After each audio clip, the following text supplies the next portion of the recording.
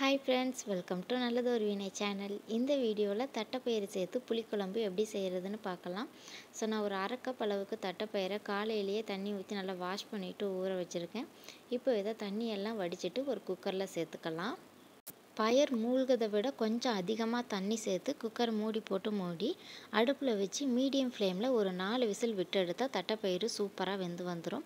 அதுக்கு இடையில குழம்புக்கு கூட்டி வைக்கிறதுக்காக 2 மீடியம் சைஸ் பழுத்த தக்காளியை கொஞ்சமாக கல்லுப்பு சேர்த்து கையாலேயே நல்லா நசுக்கி பிசைஞ்சு எடுத்துக்கலாம்.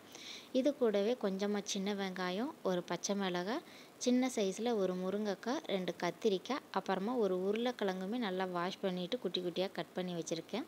இது எல்லாத்தையும் சேர்த்துட்டு வீட்டில் அரைச்ச குழம்பு மிளகாய் தூள் அதிலேருந்து ஒரு 2 ஸ்பூன் அளவுக்கு சேர்த்துருக்கேன். இது கூடவே 2 பெரிய பல் பூண்டை லைட்டாக நசுக்கிட்டு சேர்த்து காய்கறியோடு நல்லா சேர்த்து மிக்ஸ் பண்ணி விட்டுறலாம். அடுத்ததாக குழம்புக்கு தேவையான அளவு தண்ணியை சேர்த்து உப்பு காரம் எல்லாமே செக் பண்ணிக்கலாம். உங்கள் வீட்டில் குழம்பு மிளகாய் தூள் இல்லை அப்படின்னா காரத்துக்கு தக்கன வரமிளகாய்த்தூள், அதில் 2 மடங்கு மல்லித்தூள், மஞ்சள் தூள் மட்டும் சேர்த்து குழம்பு கூட்டி வச்சுருங்க.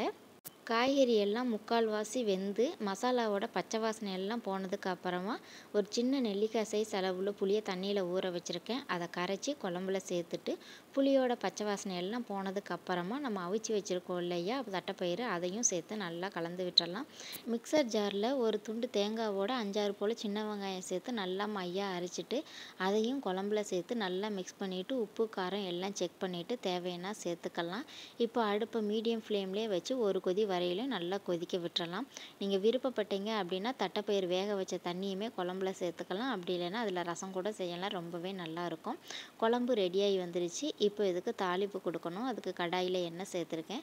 எண்ணெய் சூடானதும் கடுகு, வெந்தயம் சேர்த்து நல்லா பொரிஞ்சதுக்கு அப்புறமா 2 சின்ன வெங்காயத்தை குட்டி குட்டியாக கட் பண்ணி வச்சுருக்கேன்.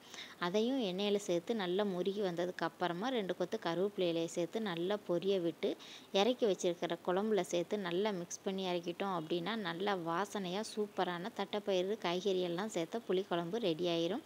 இதே மாதிரி ரொம்பவே சிம்பிளாக இந்த புளிக்குழம்பு நீங்களும் ட்ரை பண்ணி பார்த்துட்டு எப்படி வந்ததுன்னு கமெண்ட் பண்ணுங்கள்.